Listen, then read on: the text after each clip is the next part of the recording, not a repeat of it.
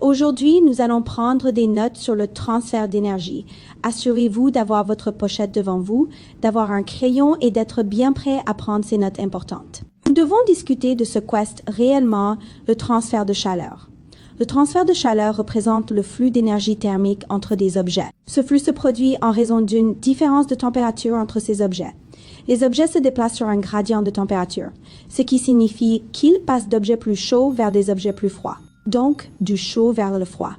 Comme nous l'avons expliqué sur la diapositive précédente, la chaleur ou la température se déplace toujours du chaud vers le froid. Lorsque ces objets sont en contact, l'énergie thermique se déplace de A à B, ou de la zone chaude à la zone froide, jusqu'à ce que ces températures atteignent l'équilibre, c'est-à-dire qu'elles deviennent égales. Comme vous pouvez le voir sur l'image C, examinons ensemble quelques exemples de transfert d'énergie ou de chaleur.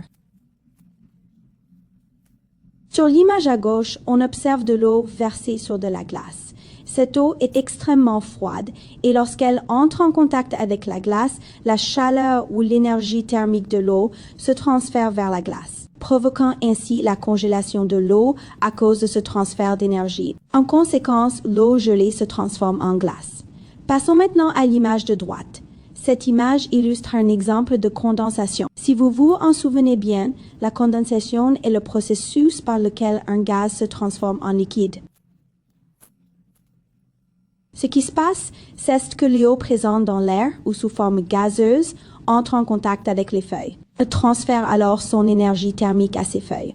En conséquence, l'eau gazeuse se condense et devient liquide, passant ainsi de l'état gazeux à l'état liquide. Parlons maintenant des trois types de transfert de chaleur.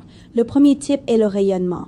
Le rayonnement est le processus de transfert de chaleur et d'énergie par le biais d'ondes lumineuses. Ces ondes ont la capacité de traverser les solides, les liquides, les gaz, ainsi que l'espace vide. L'espace vide revêt une importance particulière car c'est à travers lui que la lumière solaire ainsi que les rayons UV parviennent à la Terre. Par conséquent, il est crucial de comprendre que les radiations pénètrent l'espace vide, l'espace en effet. La conduction constitue un autre exemple de transfert de chaleur.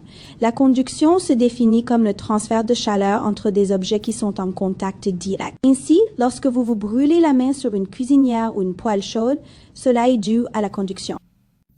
Sur cette image, dans le coin supérieur droit, vous pouvez voir que ce jeune homme a collé sa langue contre un poteau gelé. Ne faites jamais cela, même si quelqu'un vous met au défi de le faire.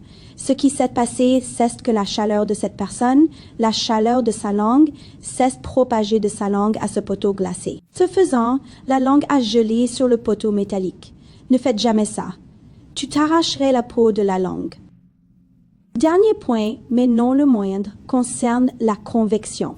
La convection est le transfert de chaleur par le mouvement circulaire des liquides et des gaz. C'est le processus par lequel l'eau bout sur votre cuisinière. Quand l'eau chaude monte, elle se refroidit et redescend. C'est ainsi que l'eau commence à bouillir. C'est aussi de cette manière que la chaleur se diffuse dans votre maison. Également, vous devriez maintenant bien comprendre le transfert d'énergie et comment l'énergie se déplace du chaud vers le froid. Vous devriez également être familiarisé avec le concept de rayonnement, de conduction ainsi que de convection. Il est important de bien comprendre comment chacun de ces processus fonctionne et interagit dans différents contextes.